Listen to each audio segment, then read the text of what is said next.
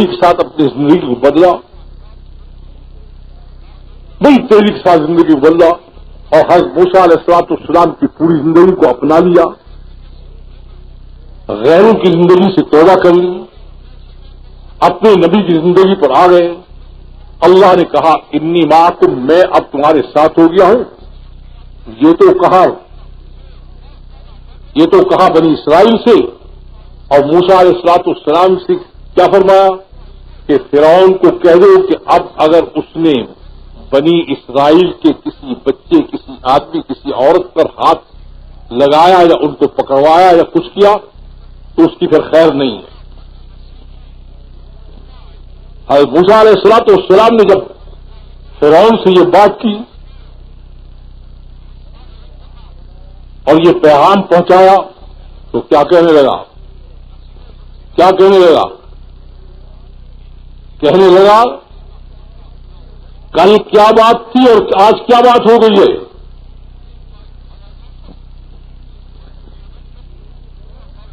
تیری قوم ہماری غلام ہے، یہ غلامی رہے گی۔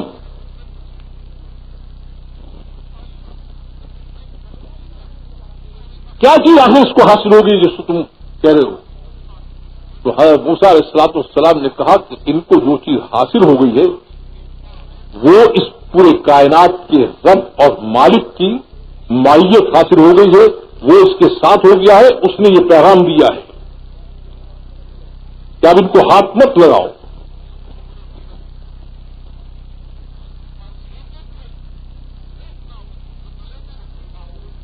یہ حکومت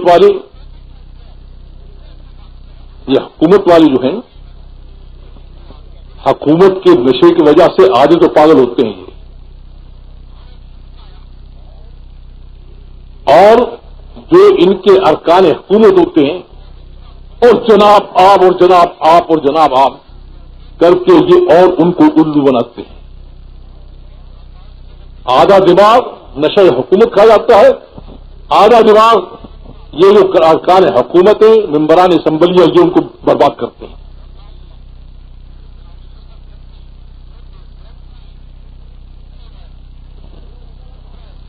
اب انہوں نے کیا کہا؟ انہوں نے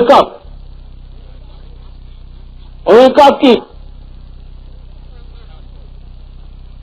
یہ جو شخص کہہ رہا ہے اس کے پاس نہ اس کی کوئی پارٹی ہے، نہ اس کے پاس کوئی فوج ہے، نہ اس کے پاس کوئی طاقت ہے، نہ اس کے پاس کچھ ہے، یہ کہہ رہا ہے کہ ہاتھ نہ لگاؤ، حالانکہ یہ ملک مصر آپ کا ہے، یہ نہریں آپ کے نیچے بہتی ہیں، اس کے اندر یہ چیز ہے، آپ کی فوج ہے، آپ کی یہ چیز ہے، آپ کی یہ چیز ہے۔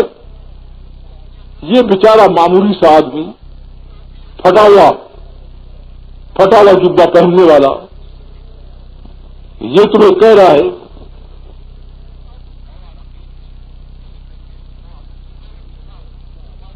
تو اس نے حضرت موسیٰ علیہ السلام سے کہا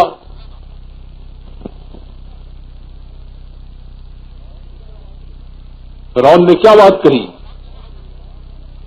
فرعون نے کہا کہ مجھے تمہاری بات سمجھ میں نہیں آتی،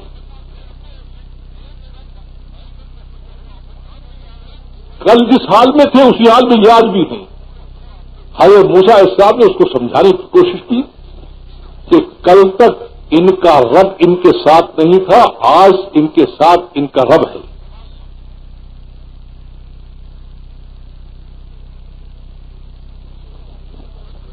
اس نے کہا مجھے بات سمجھ میں نہیں آتی۔ اب وہ کارروائی شروع ہوئی جو اللہ کے نظام میں طے ہے اور جس کے لیے یہ امت مسلمہ تیار نہیں ہے۔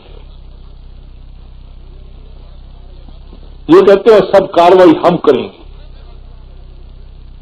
اللہ کہتے ہیں تمہاری کارروائی سے کفر پر ضرب نہیں لگے گی، ضرب لگے گی میری کارروائی سے،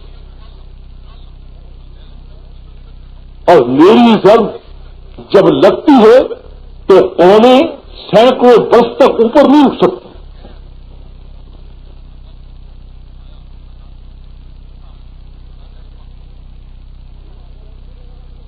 اللہ ضرب کب لگاتے ہیں؟ اللہ کب ضرب لگاتے ہیں؟ جب کوئی اس کا بن جاتا ہے.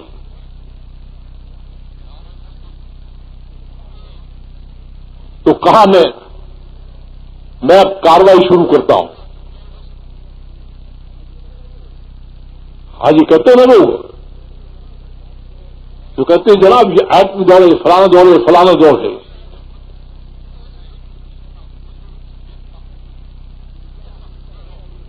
یہ کیا ہو سکتا ہے؟ کیسے ہو سکتا ہے؟ ہو کیا سکتا ہے؟ ہو کیا سکتا ہے؟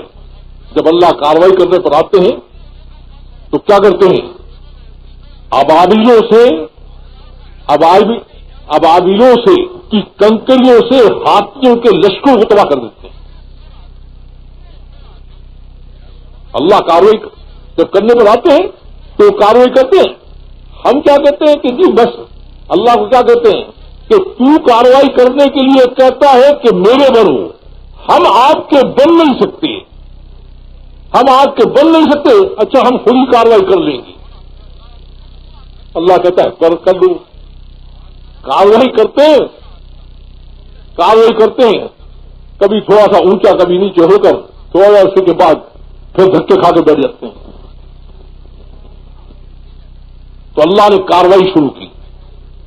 حضور صلی اللہ علیہ وسلم فرماتے ہیں کہ اس کاروائی میں جو سب سے پہلی چیز تھی وہ کیا تھی؟ سب سے پہلی چیز جو تھی کیا تھی جو اللہ نے کاروائی شروع کی کہ محلات فرعونی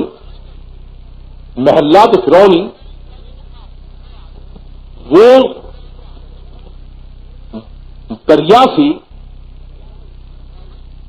دریائے نیل سے وہ 30-40 فٹ بلندی پر پہاڑوں پر بنے ہوئے تھے. آج بھی وہ موجود ہیں. اس مقام کو الاقصر کہا جاتا ہے. آدمی حیران رہ جاتا ہے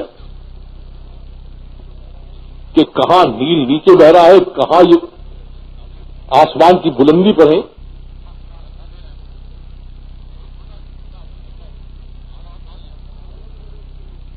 اب کاروائی ہے وہ شروع ہوئی. تو سب سے پہلی کاروائی کی اللہ تعالی نے کیا کیا؟ نیل کو حکم دے دیا کہ چڑھ جا اور فرعون کے محلات میں داخل ہو کر اس کی ساری چیز کو برباد کر دی. اب نیل نے چڑھنا شروع کیا. یہ جو آپ کے یہاں ہوتا ہے نا یہ سب اسی سے سیکھا ہوا ہے. تو کوئی آپ کی یہاں نئی چیز نہیں ہے کہ جب سیلاب آتا ہے تو آپ کیا کرتے ہیں؟ بلاؤ فوج کو. یہ بلاؤ فوج کو اس کا نعرہ ہے. جب یہ صورت ہوئی تو اس نے کہا بلاؤ فوج کو. فوج آ گئی. کہا یہ نیل اوپر چل رہا ہے اور محلات کی طرف بڑھ رہا ہے، اس کا انتظام کرو. فوج نے کہا کہ پانی نیچے جاتا ہے، یہ کوئی اور بڑا ہے، ہمارے بس کی بات نہیں ہے. کہا پھر کیا کریں؟ کہا وہ گزری پوش جو ہے جس کو جادوگر کہتے ہو اس کے سامنے ہم بھی منت کرتے ہیں، ہاتھ جوڑتے ہیں، تم بھی ہاتھ جوڑو اور اس کو کہو کہ اپنے رب کو پکارے تاکہ وہ اس کو واپس لے جائے. مرتا کیا نہ کرتا. فوج بھی ہاتھ جوڑ رہی ہے. ملک نہیں لیا. آپ جو کہتے ہیں نا کہ ملک والے یوں کر دیتے ہیں، وہ اللہ نے ملک نہیں دیا، ملک اسی کا تھا، اس کو تخت پر بٹھائے رکھا. یہ نہیں ہے کہ آج جیسے کہتے ہیں یہ ہمارے ہاتھ میں ملک آ جائے اور ان لوگوں سے چھین لے تو ہم یوں کر دیں گے. اللہ نے کہا یہ کوئی چیز نہیں ہے. یہ نہیں کیا کہ ملک کو لے کر موسیٰ علیہ السلام ان کی قوم کو لیتے، نہیں، ملک فرعون اور فرعون کے پاس ہے. اور وہ ملک والے ہاتھ جو رہے ہیں، منتیں کر رہے ہیں، فریاد بھی کر رہے ہیں. اب نبی کا سینہ اللہ بڑا وسیع رکھتے ہیں. نبی کا سینہ ہماری طرح سکڑا ہوا نہیں ہوتا. ہمارا قصہ کیا ہے؟ ہمارا قصہ تو یہ ہے کہ اگر ہمارے ہاتھ کہیں بچوں اب آیا ہے قبضے میں دیکھ کیسے رگا دیتے ہیں. نبی کا سینہ بڑا وسیع ہوتا ہے. اور موسیٰ علیہ السلام سے اس نے منت خوشامد کی اور موسیٰ علیہ السلام نے اپنے رب کو پکارا اور اس نے کیا کہا کہ آپ جو ہی باتیں تو چاہتے ہیں ہم ایمان لے آئیں اور آپ کی قوم کو جو شام کے رہنے والی ہے اس کو وہاں جانے کی اجازت دے دیں. ہم دونوں باتیں آپ کی مانتے ہیں. اس مصیبت کو ڈراؤ ہم سے. اور موسیٰ علیہ السلام نے دعا کر دی. وہ طوفان واپس لوٹ گیا.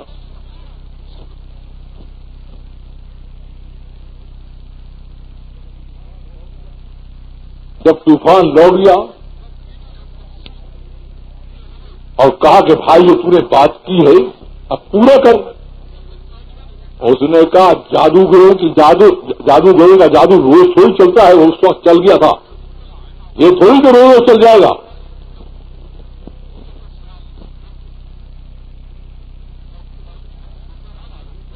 اس کو سمجھایا کہ جادو نہیں ہے, یہ پیچھے کی طاقت کام کر رہی ہے.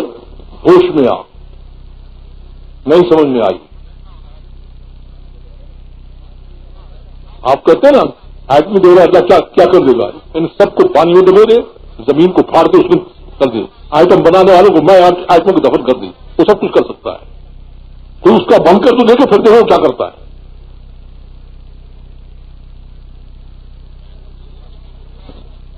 کہتا میرے بات سمجھ میں نہیں آتی. بس وہ جادو تم نے دکھا دیا اب روز تھوڑی ہوگا. یہ بہت سمجھایا حضرت موسیٰ علیہ السلام نے, اس کی سمجھ میں نہیں آئی. اللہ نے اپنی دوسری کارروائی شروع کی. حضور اکرم صلی اللہ علیہ وسلم فرماتے ہیں کہ ٹڈیاں تمہاری جو ہیں پتے سبزے ان پر جا کر گرتی ہیں. موسیٰ علیہ السلام کی امداد کے لیے جو ٹڈیاں آئی تھی وہ سیدھی محلات فرعونی میں گھس گئی اور انہوں نے پتھر اور جتنے مسامیر یعنی لوہے کا سامان تھا اس کو انہوں نے چاٹنا شروع کیا اور اس میں کر دیے بڑے بڑے کھول اور اس کو نظر آیا کہ آتے ہیں محل نیچے. فوج نے کہا یہ ہمارے بس کی بات ہے, پھر کیا کریں. کہا ہم بھی ہاتھ جوڑتے ہیں, تم بھی ہاتھ جوڑو.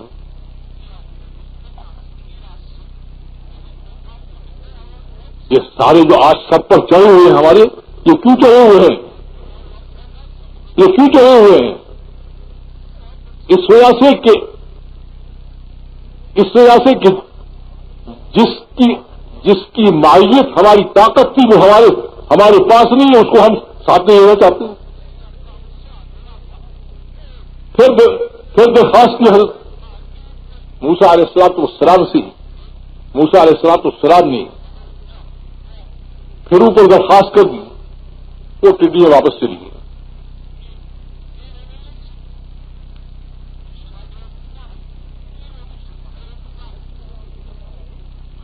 یہ میں اس لیے آپ کو بتا رہا ہوں کہ چاہے آپ کے پاس ایک تلوار نہ ہو, ایک ہتھیار نہ ہو, ایک سامان نہ ہو, لیکن آپ کا ہتھیار یعنی اللہ کی مائیت ہو تو اللہ تو بڑی بڑی کارروائی کر سکتا ہے. اس کے لیے کیا مشکل ہے؟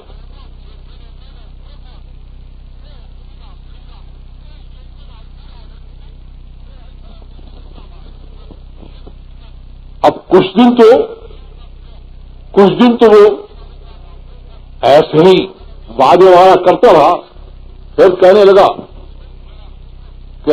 وہ تو ہم نے اس لیے مان لیا تھا کہ تم نے اتنا زور سے جادو دکھایا ہمارے محلات گرنے لگے تھے.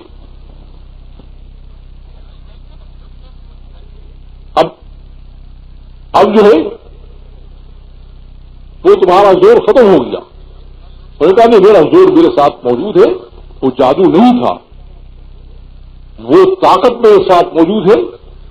جس طاقت پر شکست نہیں آ سکتی ہے، جس پر فتور نہیں آ سکتا، جس پر کمزوری نہیں آ سکتی. نہیں سمجھ میں آیا. اب اللہ نے کیا کارروائی کی؟ یہ جو کپڑوں میں جوئیں پڑ جاتی ہیں، یہ جوئیں اللہ تعالیٰ نے بھیج دی. اب جوئیں نے جو کاٹنا شروع کیا، جوئیں نے کاٹنا شروع کیا، اور ہر چیز میں جوئیں. تو فوج کو کہا، فوج آئی، اس نے اپنے بدن کے کپڑے اٹھا دیے، اس نے کہا یہ تو ہمیں کھا گئی ہیں، ہمیں انہوں نے شل کر کے رکھ دیا ہے.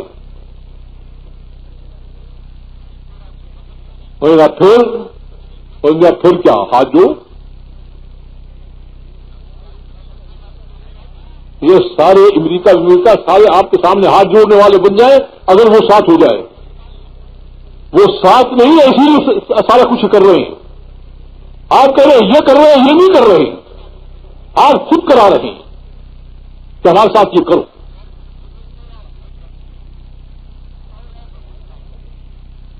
آپ کو بتا دیا گیا ہے کہ آپ کی طاقت میری مائیت ہے. جب یہ تمہاری سے چلی جائے گی تو دنیا کی ساری قومیں تمہارے اوپر چڑھ جائیں. اللہ کی بات ہمیں سمجھ نہیں آتی. ہم اللہ کو کیا کہتے ہیں؟ ہم اللہ کو کہتے ہیں بس جیسے کیسے ہمیں آپ ہمارا ساتھ دینا شروع کریں، وہ اللہ نہیں کرتے.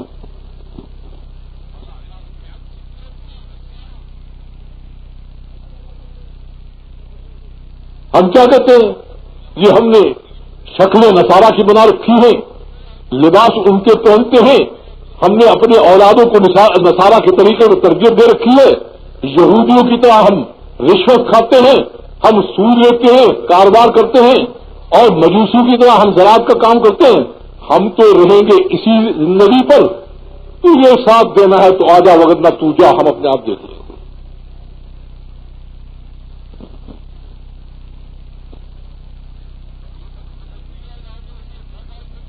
آپ سوچیں، ادھر تو آپ کہتے اللہ تعالیٰ کو کہ نصارہ اور لوگ ہمارے ساتھ ہی کر رہے ہیں ہماری مدد کر، اور ادھر ان کی زندگی کو اپنا رکھا ہے. مدد کس طرح سے ہو؟ شکلیں ان کی، لباس ان کے، طریقے ان کے، تعلیم ان کی، رہن سہن ان کا، ساری چیزیں ان کی اپنا کر آپ کہہ رہے کہ یا اللہ یہ ہم پر چڑھ گئے مدد کر. وہ مدد کیسے ہو؟ آپ خود ان کی زندگی کو لیے مدد کہاں سے آیا؟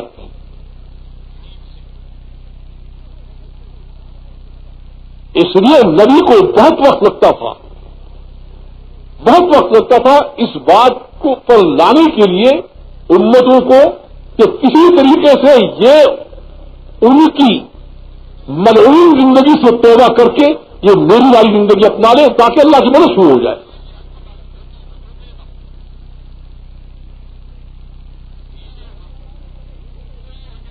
کیونکہ مدد جو آئے گی وہ تو نبی رحمت کی زندگی اپنانے پر آئے گی. غیر مسلموں کی زندگی کی اپنا کر آپ کہیں کہ نبی رحمت کی رحمت آ جائے، نبی رحمت والی نصرت اور مدد آ جائے، کہاں جا جائے گی وہ؟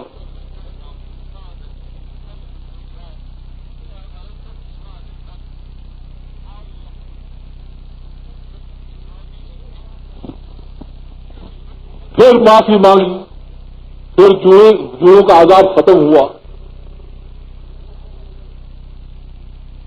پھر اکڑ ہوئے، پھر آیا مینڈکوں کا عذاب. حضرت صلی اللہ علیہ وسلم فرماتے کہ مینڈکوں کا عذاب کیا تھا؟ پانی کا گلاس بھرے مینڈک بن جائے، روٹی مینڈک بن جائے، سالن کے اندر مینڈک، کپڑوں کے اندر مینڈک، ایک مینڈک کو مارے 10 مینڈک اس میں سے اور نکل آئے.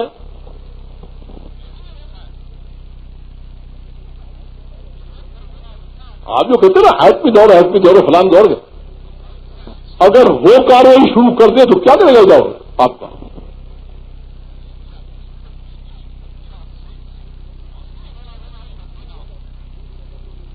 اب مجبور ہو کر پھر کہنے لگی کہ اپنے رب سے کہو اس عذاب کو ٹال دی. حضرت موسیٰ علیہ السلام نے پھر دعا کی، وہ عذاب ٹل دیا.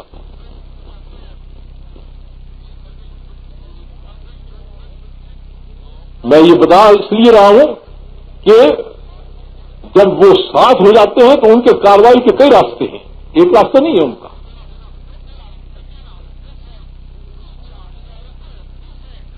پھر عذاب آیا خون کا.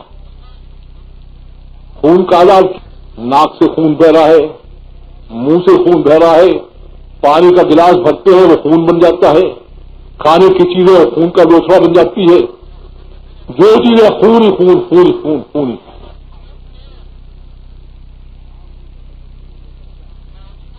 آخر اس نے مجبور ہو کر کیا کہا؟ اس نے مجبور ہو کر کہا کہ مہربانی کر کے تم جہاں کے رہنے والے ہو ہمیں اپنے حال پر چھوڑو، ان کو لے کر چلے جاؤ. موسیٰ علیہ السلام نے نصیحت کی. میں کہا دیکھو تجھے ایک نصیحت کرتا ہوں، علم تؤمنوا لی فاعتزلوا، اگر ایمان نہیں لاتا ہے بے شک نہ لا. تو معاملہ نمٹ جائے گا، جو سب آخر کا معاملہ آئے گا. اگر ایمان نہیں آتا ہے تو نہ لا، لیکن میرے سامنے مت آ، میرے سامنے مت آ.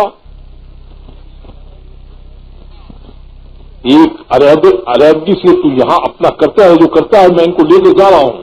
میرے سامنے مت آ، اگر میرے سامنے آئے گا میں اس کا سفیر ہوں اور اس کا نمائندہ ہوں.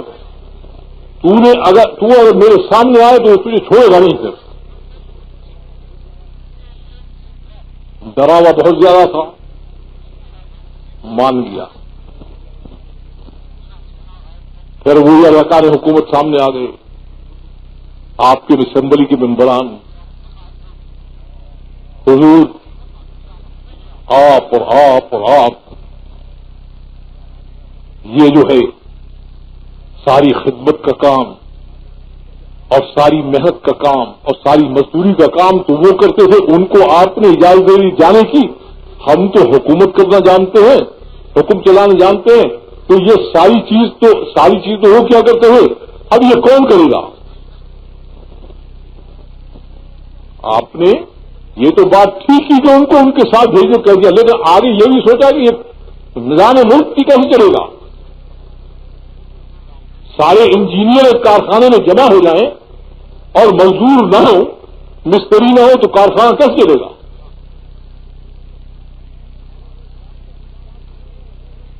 سارے ڈاکٹر ہسپتال میں جمع ہو جائیں، نہ کمپاؤنڈر ہو، نہ نرس ہو، نہ کچھ ہو، تو نظام کیسے چلے گا؟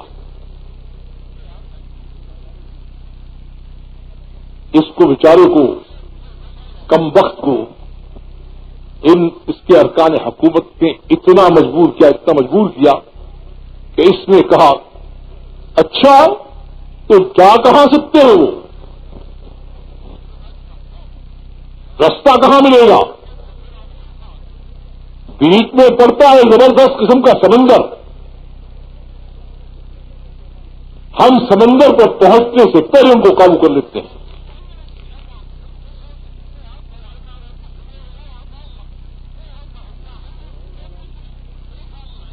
اب اس نے دوڑ لگائی، 6-7 لاکھ کی فوج.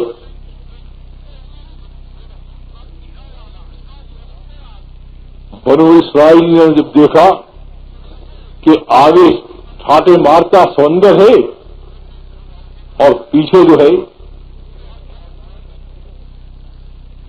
ہے ہتھیاروں کا سمندر ہے، تو حضرت موسیٰ علیہ السلام سے کہنے لگے کہ وہاں سے تو نکال لائے، یہاں آ کر پھنسا دیا. بیچارے نئے ایمان لائے ہوئے تھے، گھبرا گئے. اگر آگے جاتے ہیں انا لمغرقون، ہم غرق ہو جائیں گے۔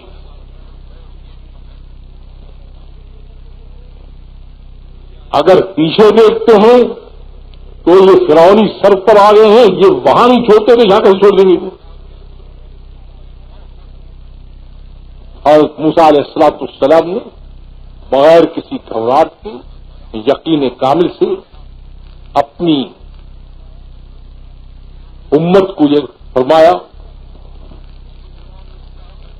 کلا، عربی زبان میں اس کا معنی ہے نہ سمندر غرق کر سکتا ہے، نہ تو فرعون پکڑ سکتا ہے۔ اور کیوں نہیں؟ اس کی دلیل یہ ہے کہ میں تمہیں لے کر نہیں چل رہا ہوں، میرا رب تمہیں لے کر چل رہا ہے۔ کلا ان معی ربی، رب ساتھ چل رہا ہے، اس کے ہزاروں راستے ہیں۔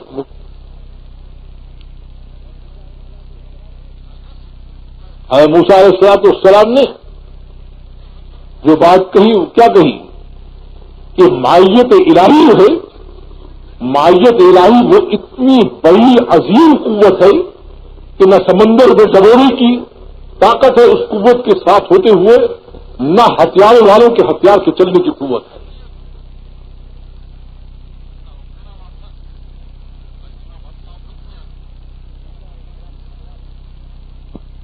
موسیٰ علیہ السلام نے اپنی امت کو اطمینان دلایا اور اوپر کے حکم کا انتظار کیا۔ اوپر سے حکم کیا آیا کہ وہی لکڑی جو اژدہا کی شکل میں تبدیل ہوتی تھی، وہی لکڑی جو فرعون کو معروف کرتی تھی، اس سمندر پر دے کر مارو میرے حکم سے، پھر انتظار کرو کہ کیا بنتا ہے۔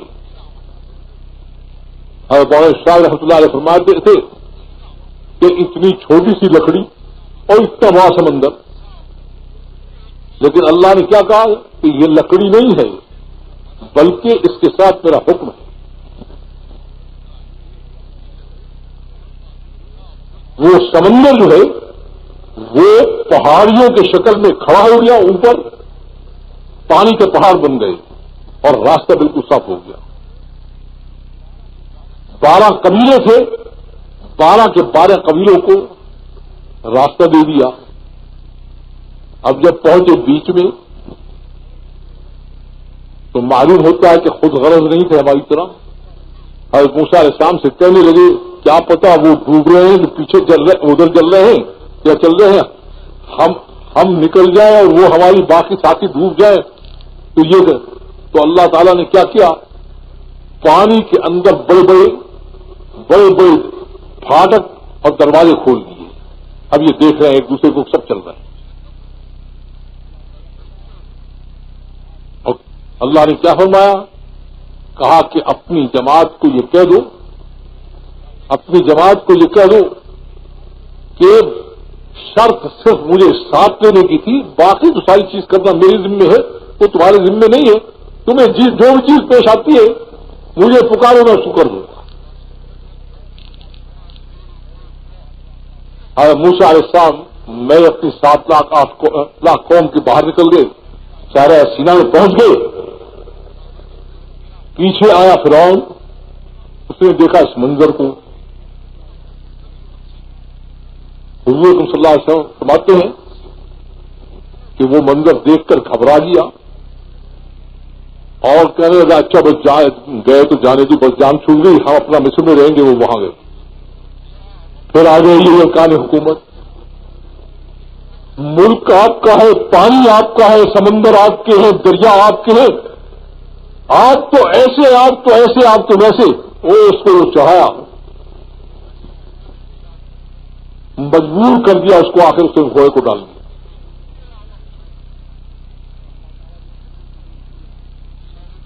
اللہ تعالیٰ بھی اس منظر کو دیکھتے رہے۔ جب 7-8 لاکھ پوری بیچ سمندر کے اندر آ گئی تو سمندر کو فرمایا جس کے لیے تجھے تودا بنایا گیا تھا وہ جا چکا ہے، اب کس کے لیے تو تودا بنا کھڑا ہے، مل جا۔ وہ سمندر وہی مل گیا اور پوری کی پوری قوم اس میں ڈوب گئی.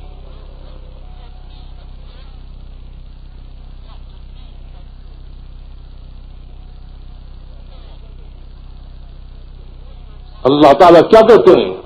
کہتے ہیں ان کو میں نے وسائل بھی بہت دے رکھے ہیں، ان کافروں کو وسائل بھی بہت دے رکھے ہیں، ان کو سامان بھی بہت دے رکھا ہے، ان کے پاس مال بھی بہت ہے، ان کے پاس ہتھیار بھی بہت ہیں.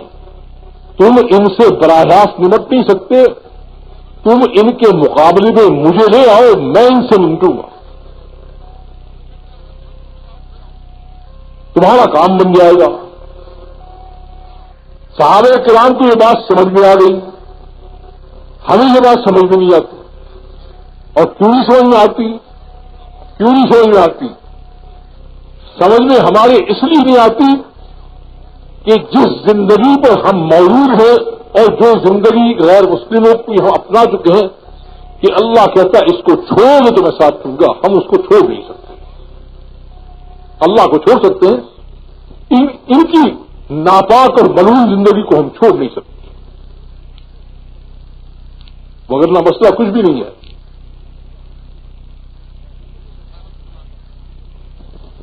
میں مصر میں جب بات کر رہا تھا، مصر میں نہیں لبنان میں، تو وہ کیا کہنے لگا شیخ اس میں تو بڑا زمانہ لگ جائے گا. میں آپ کالج کے پرنسپل ہیں، آپ کو ماسٹر ڈگری دینے کے لیے پرائمری بھی چاہیے، مڈل پاس بھی ہونا چاہیے، فلانا بھی ہونا چاہیے. جب آپ نے تو شرط لگا رکھی ہے. اللہ کہتے ہیں آج بدل دو، میں آج ہی تمہارے ساتھ ہو کر کاروائی کر دوں گا.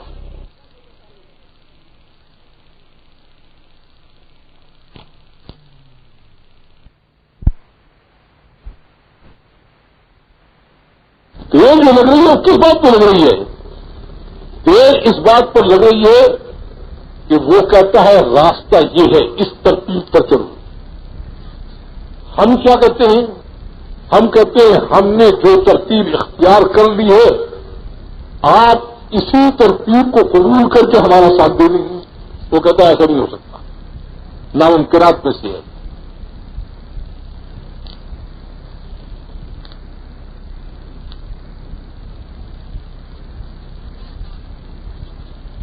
تو اللہ تعالی سمجھاتے ہیں انبیاء علیہ السلام کو، ان کے پیروکاروں کو، دینی امتوں کو کہ تمہاری جو قوت ہے وہ میرا ساتھ ہونا ہے، میرا ساتھ ہونا ہے. تمہاری قوت جو ہے مال ملک ہتھیار وغیرہ نہیں ہے. تمہارے پاس ہو تو استعمال کر لو، وگرنہ میں خود کاروائی کرنا جانتا ہوں. تمہارے پاس کچھ بھی نہ ہو تب بھی میں تمہیں اوپر لے جاؤں گا، اوپر نیچے گرا دوں گا.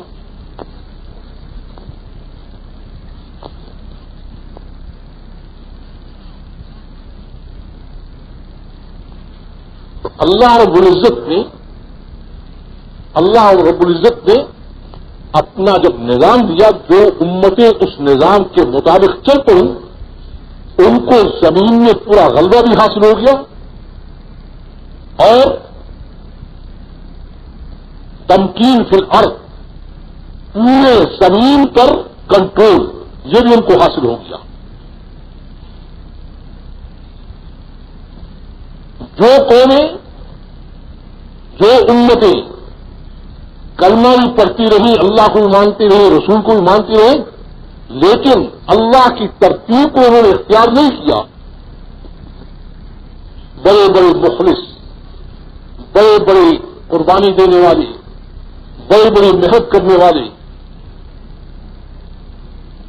وہ سب آئے لیکن ترتیب الہی پر چلنے کو تیار نہ ہوئے. ساری محنت دی گئی، ساری قربانی دی گئی.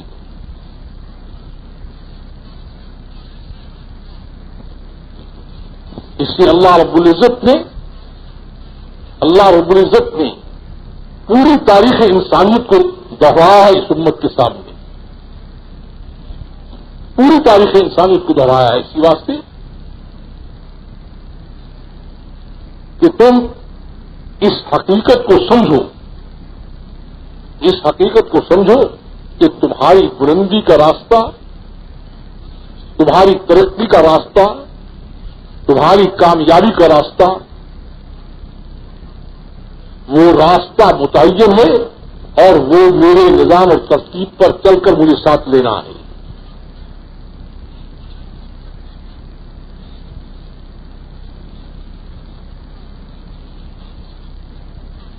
یہ پہلی صدی کا آخر ہے غالباً، جس میں روم کے اندر جو مرکزی مقام ہے غیر مسلموں کا، انہوں نے اپنے تمام بادشاہوں کو، مذہبی رہنماؤں کو، سیاستدانوں کو، فوج کے سپہ سالاروں کو، ملک کے ہر بڑے طبقے کو، ایک ملک سے نہیں تمام ملک سے جمع کیا۔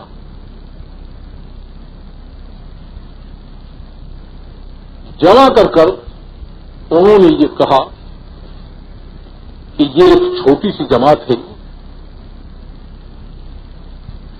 چھوٹی سی جماعت ہے۔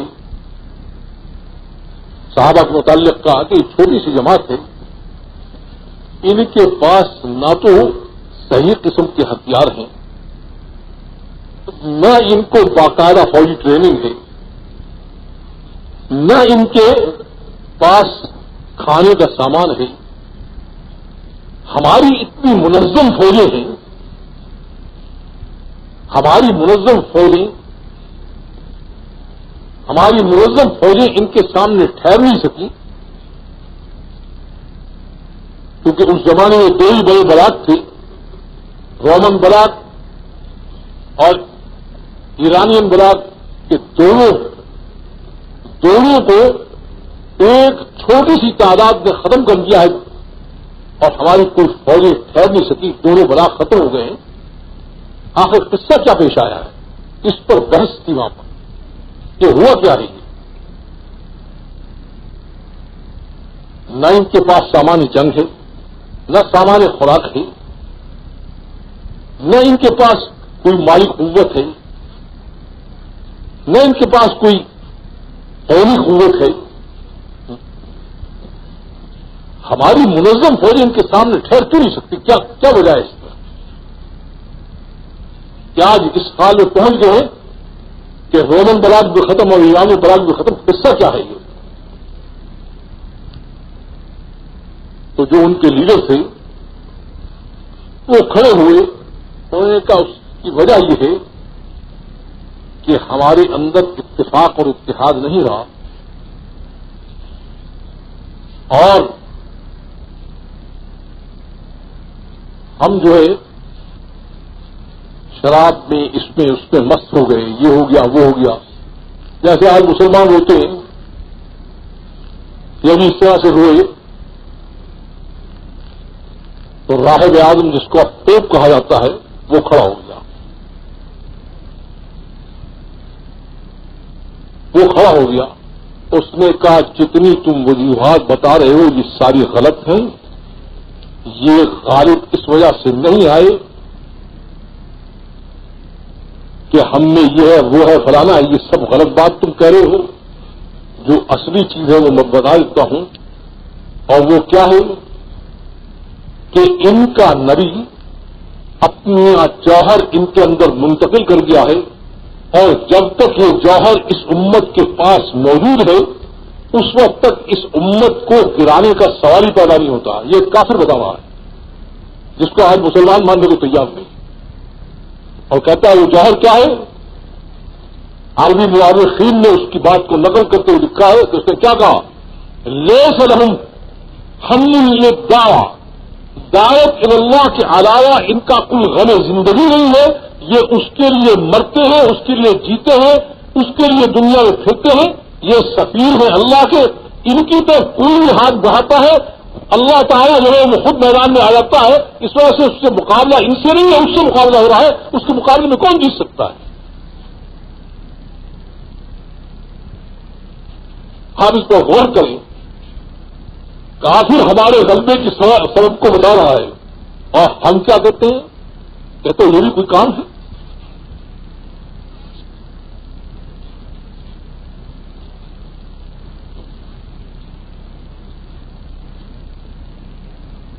تو 1400 برس پہلے وہ کافر بتا رہا ہے اور کہتا ہے کہ اگر ان پر غالب آنا چاہتے ہو تو میں اس کا طریقہ اور اس کی تدبیر بھی بتا دیتا ہوں. کہا میں طریقہ بتا دیتا ہوں اگر ان پر غالب آنا چاہتے ہو. انہوں نے کہا بتائیں. اور انہوں نے کہا اپنے مالوں کو، اپنے سامان دنیا کو، اپنے عیش و عشرت کی چیزوں کو ان کے اندر بکھیرو.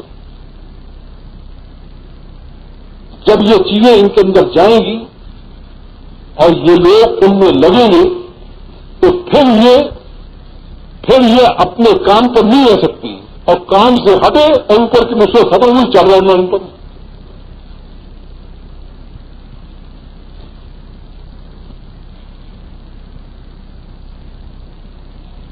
اللہ کی معیت ہماری طاقت ہے، وہ طاقت ہمارے پاس نہیں ہے. اللہ کی سفارت اور پیغام رسانی جو اس امت کی ذمہ داری تھی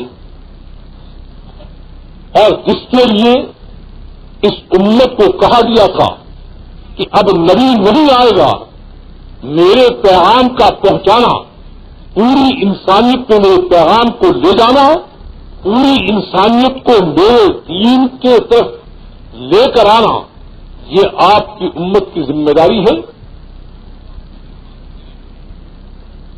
اس کے راستے میں جو دخیل ہوگا، چاہے کتنی بڑی قوت کا مالک کیوں نہ ہو، کتنی بڑی قوت کا مالک کیوں نہ ہو، اگر میری سفارت کاری کے راستے میں وہ دخیل ہوگا، اس کی طاقت کو پاش پاش کر دینا یہ میری ذمہ داری ہے. آپ اپنی امت کو یہ سمجھا کر جائیں، یہ سمجھا کر جائیں کہ نبی تو نہیں آئے گا، لیکن وہ کام جس پر نبیوں پر براہ راست اللہ تعالیٰ کی مدد آتی تھی، وہ کام آپ کی امت کے حوالے کیا جا رہا ہے اس اعلان کے ساتھ کہ میں ان کی مدد ویسے کروں گا جیسے میں نے رسولوں کی کی ہے. میں ان کی دعائیں ویسے قبول کروں گا جیسے میں نے نبیوں کی دعائیں قبول کی ہیں. میں ان کو اقوام عالم پر ایسے غالب کروں گا جیسے میں نے نبیوں کو غالب کیا ہے. لیکن اگر اس امت نے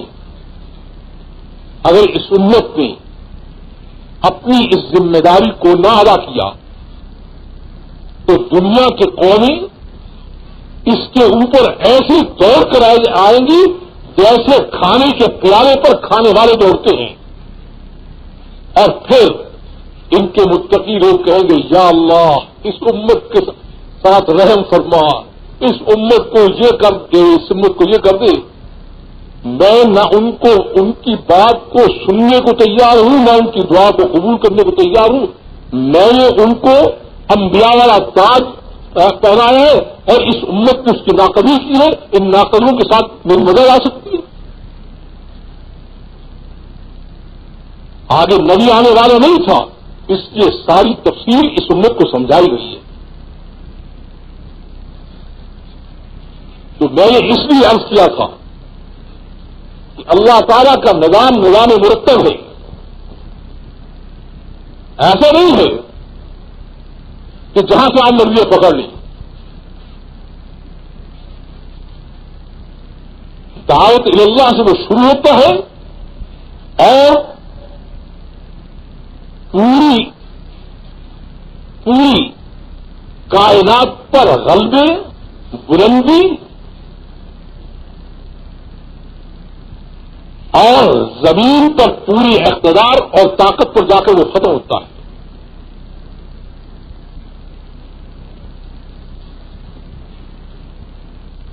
اس کام کا مقصد یہ ہے کہ کسی طرح سے امت کو اللہ کا نظام سمجھ میں آ جائے اور یہ امت اس نظام کے ماتحت چلنے پر تیار ہو جائے. یہ اس کام کا بنیادی مقصد ہے.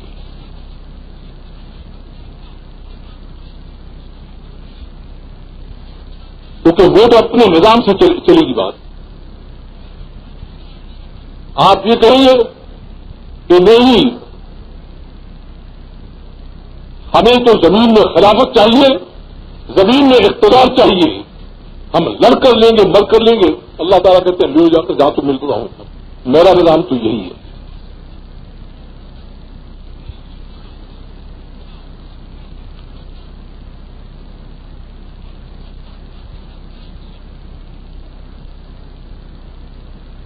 اس لیے یہ بات جو کہی جا رہی ہے اور سمجھائی جا رہی ہے کہ امت کسی طرح سے اس کو قبول کر لے کہ ہم اپنی ترتیب کو اللہ کے نظام کے مطابق اختیار کرنے پر تیار ہے. یہ آج سمجھ آیا ہے, کل سمجھ میں آ جائے, 10 روز کے بعد سمجھ میں آئے, 1000 سال کے بعد میں سمجھ میں آئے. جب اس کو سمجھ میں آ جائے گی اس کا کام بن جائے گا, نہیں سمجھ میں آ جائے گی جیسے بھٹک رہی ہے بھٹکتی رہے گی.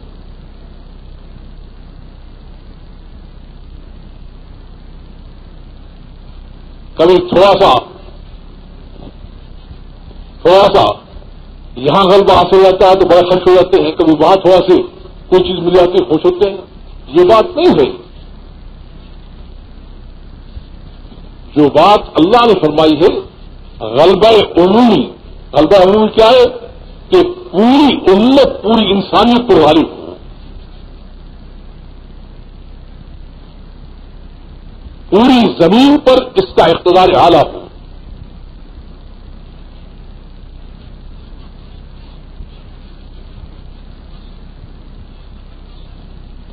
پوری کائنات اس کے حکم پر چلے جیسے کہ اس امت کے پہلے طبقے کے حکم پر چلتی تھی. اس کے لیے راستہ متعین ہے, اس میں ڈائورشن نہیں ہے. آپ نے دیکھا ہوگا کہ سڑکیں خراب ہوتی ہیں تو اس میں لکھا ہوتا ہے کہ متبادل راستہ اختیار کریں.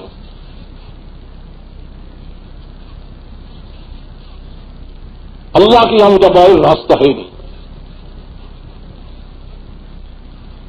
پوری تاریخ انسانیت کو اللہ نے بیان کیا ہے کہ انبیاء کی محنت سے دینی امتیں تیار ہوتی ہیں, انبیاء کی محنت سے یہ دینی امتیں اوپر جاتی ہیں, انبیاء کی محنت کے ٹوٹنے سے امتیں نیچے آ کر گرتی ہیں.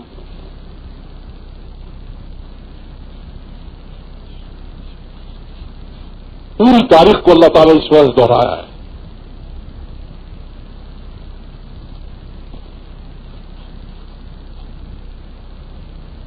کہ کسی طرح سے یہ سامنے بات رہی کہ اصل ترتیب یہ ہے.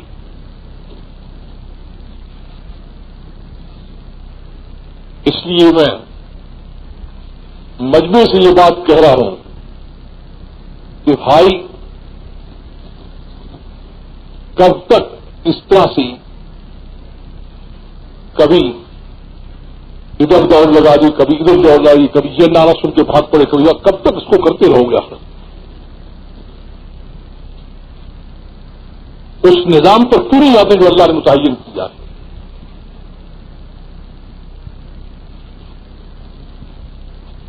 جب نبوت کو ختم کیا گیا ہے, ختم نبوت کے ساتھ ساتھ یہ اعلان موجود ہے کہ اب نبی نہیں آئے گا, آپ کی امت جو ہے پوری انسانیت کی رہنمائی کرے گی. تم سارا امت اخروت الناس, تمہیں نہ کارخانے چلانے کے لیے پیدا کیا ہے, نہ تمہیں بازار چلانے کے لیے پیدا کیا ہے, اور نہ تمہیں کھیتوں کے آباد کرنے کے لیے پیدا کیا ہے.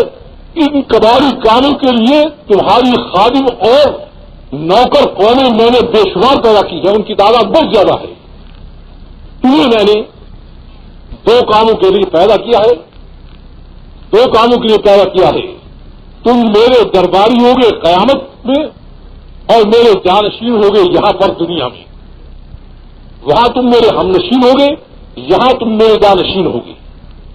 اس کے لیے میں نے دینی امتوں کو راستہ بتایا ہے اور تمہیں بتا دیتا ہوں کہ جب بھی کافروں نے مار کھائی ہے وہ اصحاب دعوت سے مار کھائی ہے. اس وجہ سے تم اپنے اس مقام کو پہچانو.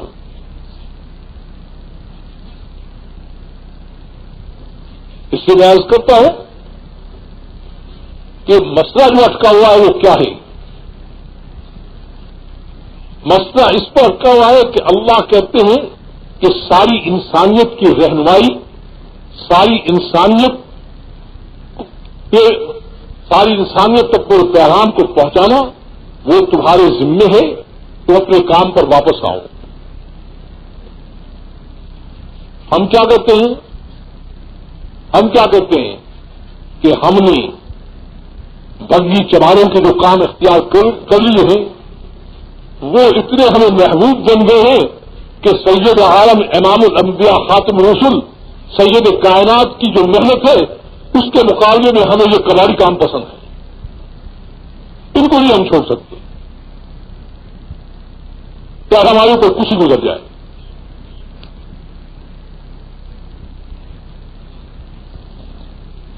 اس لیے میں کہا کرتا ہوں مجمع سے کہ نیت کے درجے میں تو اس بات کو طے کرو، نیت کے درجے میں تو کم از کم طے کرو کہ انشاءاللہ اللہ کے پیغام کو لے کر جیسے امت کا پہلا طبقہ پوری انسانیت میں گیا ہے ہم بھی انشاءاللہ لے کر جائیں.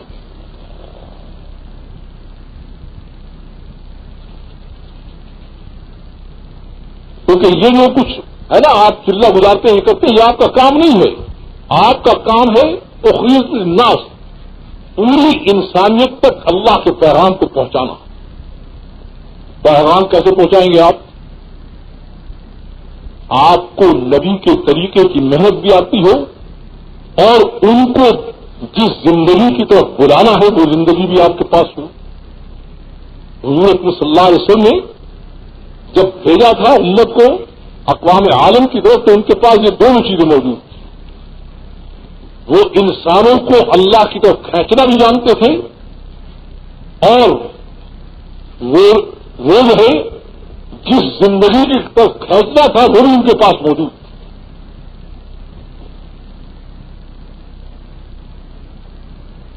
تو اس پوری امت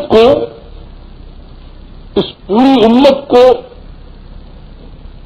نبی کی محنت پر بھی آنا ہے، نبی کی زندگی پر بھی آنا ہے. تو دوسری بار کیا کرتا ہوں کہ یہ بھی نیت کرو کہ انشاءاللہ اس پوری امت کو اس پر تیار کریں گے کہ یہ غیروں کی زندگی سے توبہ کر کے اپنے نبی کی زندگی کو اپنا لے اور نبی کی محنت کو اپنا لے. دیکھا یہ فرق آپ نے دیکھا ہے؟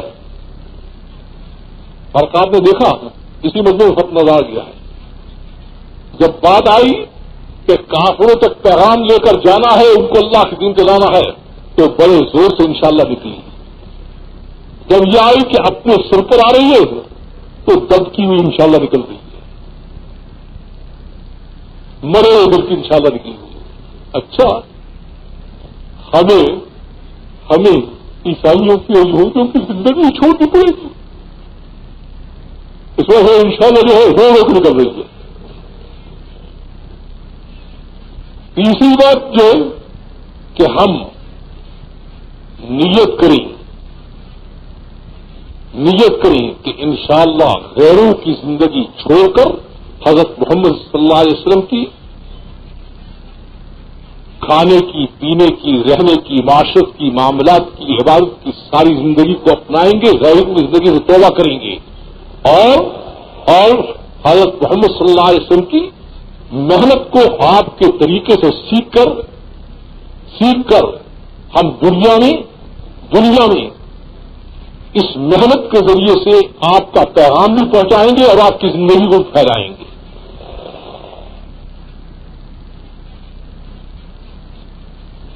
یہ میں پھر عرض کر دیتا ہوں کبھی آپ یہ سمجھیں کہ ہم چلے لگاتے ہیں یہ کرتے ہیں آپ کو یہ سمجھ رہے ہو کہ ہم کام کر رہے ہیں، یہ کام نہیں ہے. کام تو آپ کا جب ہے کہ آپ کے پاس نبی کی محنت بھی ہو اور نبی کی زندگی بھی ہو. نبی کی محنت کو دعوت اللہ کہا جاتا ہے، نبی کی زندگی کو دین کہا جاتا ہے. یہ دونوں چیزیں ہمارے پاس ہوں اور دنیا کے قوموں میں جا کر ہم نبی کی محنت کے ذریعے سے نبی کی زندگی پر لوگوں کو لا رہے ہوں، یہ ہمارا کام ہے. اس کام کے سیکھنے کے لیے وقت چاہیے. یہ وقت اس کام کو سیکھنے کے لیے ہے. ہم جس وقت سب سے پہلا میرا 50 میں سفر ہوا بحرین میں، تو وہاں جب عربوں سے بات کی، عرب کہنے لگے کہ شیخ الدعوہ الی الکفار ونحن مسلمون، کہ دعوت تو کفار کو دی جاتی ہے، ہم تو مسلمان ہیں.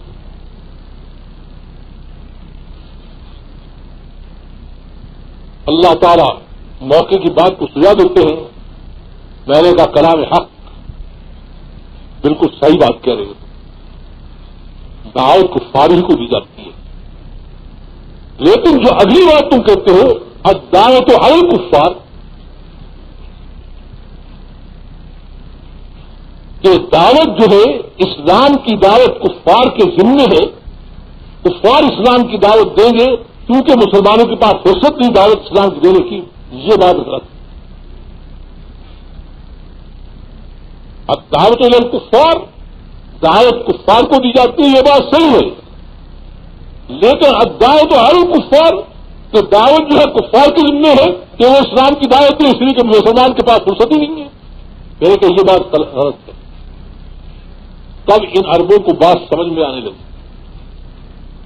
کہ یہ کہتے کیا ہیں. تو میں نے ان کو کہا کہ یہ دعوت ایمان نہیں ہے، دعوت ایمان کفار کو دی جاتی ہے. یہ دعوت ہے الدعوہ لتعلم الدعوہ، یہ دعوت اس کے کہ تم دعوت کا کام سیکھو جو تمہارا مرکزی پیشہ ہے،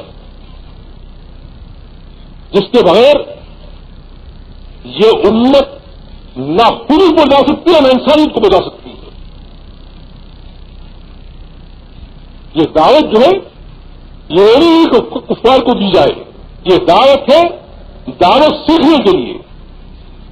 اس بات کو سوچو کہ ہمارا ایک وقت بولے ایسا آئے گا کہ ہم دنیا کے قوموں میں جا رہے ہیں اور اللہ کیا کر رہے ہیں جب خلون فی دین اللہ افواجا، کہ لوگ گروہ در گروہ قوم در قوم اسلام میں داخل ہو رہے ہیں. اور ایک ہم ہیں اپنے بستروں سے دکانوں سے چپکے ایسے ہیں کہ بجائے اس کے کہ وہ ہمارے اندر آتے ہم ہی ان کی زندگی کی طرف چلے گئے.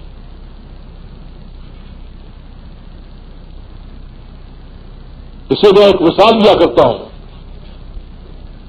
سمجھانے کے لیے کہ یہ چل رہا ہے، یہ روشنی چل رہی ہے، پنکھے چل رہے ہیں، ایئر کنڈیشن چل رہے ہیں، اچانک بند ہو گئے، اچانک بند ہو گئے. تو ہم جیسا کوئی ہوشیار اور طاقتور آیا اور اس نے کیا کہا، میں ڈنڈے لے کر ان کی پٹائی کرتا ہوں، کیسے نہیں چلے گی. جیسے ہم کہتے ہیں نا ڈنڈے کے زور سے چلائیں گے دین کو، وہ ڈنڈے کے زور سے کیسے چلائے گا. اللہ ڈنڈے کے زور سے چلا نہیں چاہتا، تو ڈنڈے کے زور سے چلائے گا، تو اللہ نہیں زیادہ جانتا ہے.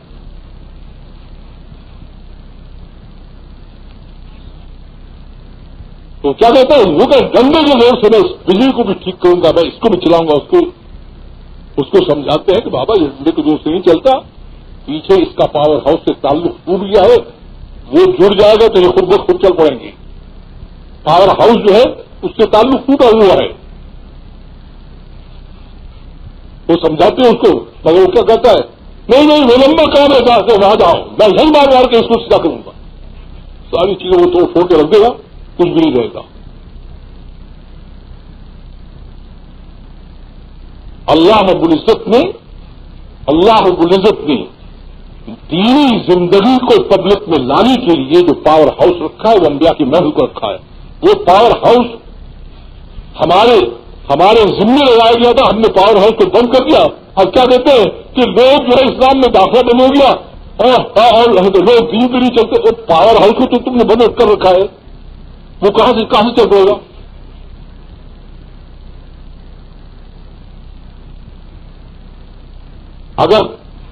اگر کوئی راستہ اللہ کے نزدیک انبیاء علیہ السلام کے محض جس کو دعوت تبلیغ کہتے ہیں اس کے علاوہ ہوتا تو حکمت الہی کا تقاضا یہ تھا کہ کسی نبی کو ماشاء اللہ ایڈمنسٹریٹر بناتے، کسی نبی کو فوج دے کر بھیجتے، کسی نبی کو مال دے کر بھیجتے. حضرت آدم علیہ السلام سے لے کر سید کائنات امام الانبیاء خاتم الرسل تک جتنے آئے ہیں یہ سارے جو ایک راستے سے آئے ہیں تو اتنی عقل نہیں ہے کہ اللہ کے راستہ کیا راستہ متعین ہے.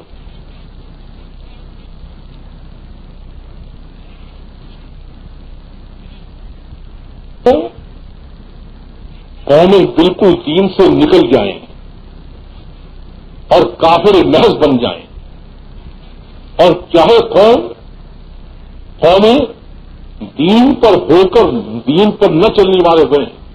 اللہ کا ضابطہ اور دستور یہ ہے کہ کافروں کو اسلام میں لانا ہو تب بھی انبیاء کی محنت سے آپ لا سکیں گے، اور جو اسلام میں موجود ہے لیکن زندگی غیر مسلموں کی اپنا چکے ہیں ان کو اس زندگی سے نکال کر دوبارہ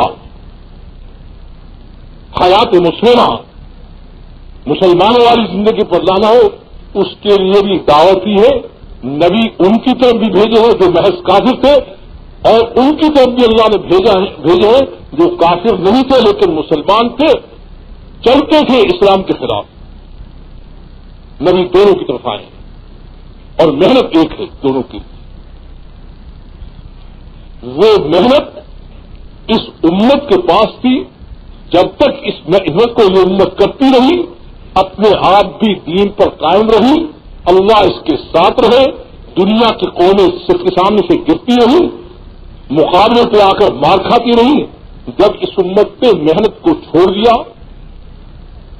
جس محنت پر وعدہ تھا اللہ کا ان سے، اس وقت اس کے پاس سب سے بڑا جنگی بیڑا تھا، سب سے بڑی فوج تھی، سب سے زیادہ ہتھیار تھے. اس امت نے مار کھانی شروع کرتی اور مار کھاتے کھاتے اب اس حالت میں پہنچ گئی جس میں ہے. آپ یہ سمجھ رہے ہیں کہ ساری عمر سے یہ امت ایسی ہے؟ نہیں. طاقت کے لحاظ سے، بیڑے کے لحاظ سے، ہتھیاروں کے لحاظ سے یہ امت بہت تھی. یہ آپ 30ویں صدی کے بعد دیکھیں اس امت سے جو غلطی ہوئی ہے وہ کیا ہوئی ہے کہ 30ویں صدی کے بعد اس امت نے اپنے کام دعوت اللہ کو چھوڑ دیا اور طاقت کے استعمال کو اپنا کام سمجھا. وہ جو اوپر کا وعدہ تھا وہ سفارتکاری پر تھا، سفارتکاری رہی نہیں، طاقت ساتھ رہی. طاقت کے مقابلے میں طاقت کو کچھ عرصے تک ضرورت تھی نہیں. ہم سمجھے کہ شاید ہماری تلوار اور ہتھیار جو ہے کام کر رہے ہیں، وہ تو پیچھے کی ضرور لگی ہوئی تھی، وہ گرتے رہے. اس کے بعد انہوں نے کہا کیا کہا، وہ پوپ نے کہا تھا کہ ان کے پاس دعوت نہیں ہوگی،